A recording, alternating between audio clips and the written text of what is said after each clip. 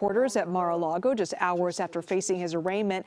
Joining us now to discuss the Trump arraignment and where we go from here, we welcome Heldman.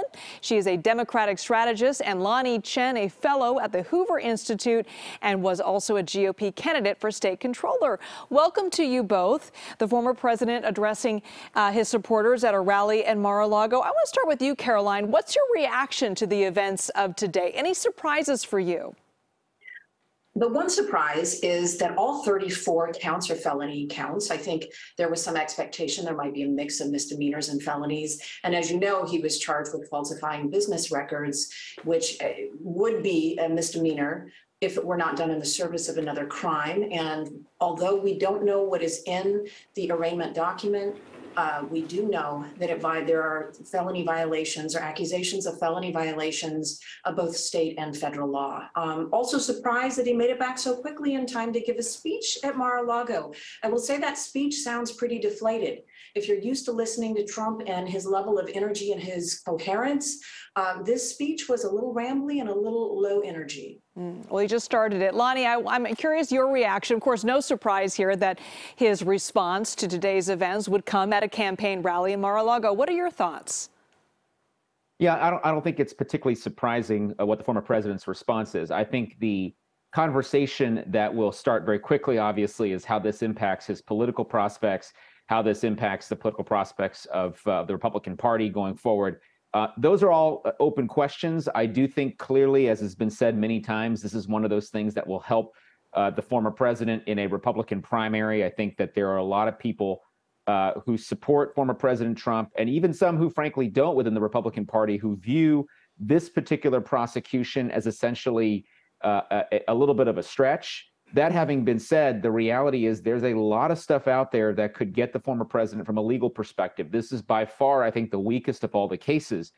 What's left out there would be much more concerning if I were former President Trump and his team, if I were looking, for example, at a prosecution from Georgia for certain interference in the election in 2020. If I were looking at the classified documents cases, those are both, I think, more significant cases potentially. So other shoes are left to drop here, and we'll see what happens. Yeah, I'm curious if you think that he is going to effectively use this, Lanhee, I'm going to start with you, to bolster his campaign. I mean, you already saw T-shirts being made.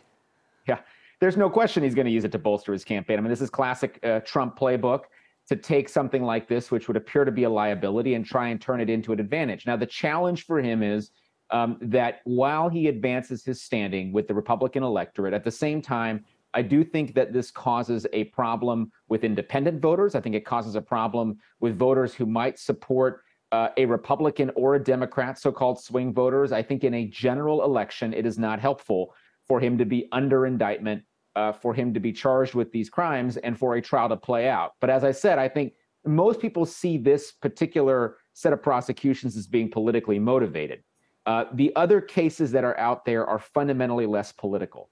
They deal with items which I think are deeply problematic and deeply troubling if you're viewing the situation. So from his perspective right now, he's going to try and do as much as he can to gin up support with the base and see where that takes him in the short run. Caroline, I just want to remind our viewers what happened today of the events of today. 34 criminal charges related to false business accounting that links back to hush money payments to adult film star Stormy Daniels. Now, Democrats, as we know, have been chasing Trump for years with these investigations. Now, New York DA officially charged him with these hush money charges. But this seems to be only helping his campaign. Would you agree with that?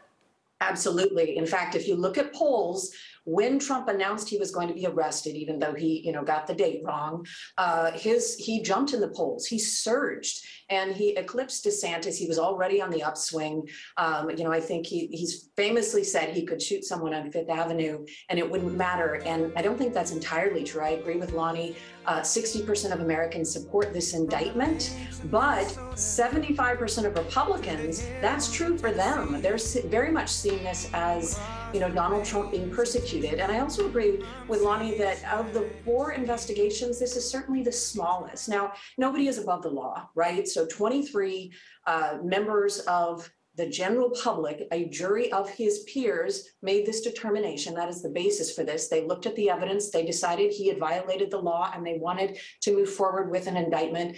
But I think that this will not be the big case. I think, Florida is going to be the big case, or we're seeing emergent details in the Jack Smith investigation at the federal level of document handling. It appears that Donald Trump may have looked through documents to decide which he wanted to keep after he had already received notice from the federal government that it was a violation of law, of a series of laws to have these in his personal affects. So I don't think this is the last we have seen. I think as time goes by, it will be really difficult for him to win over independent and certainly Democratic voters.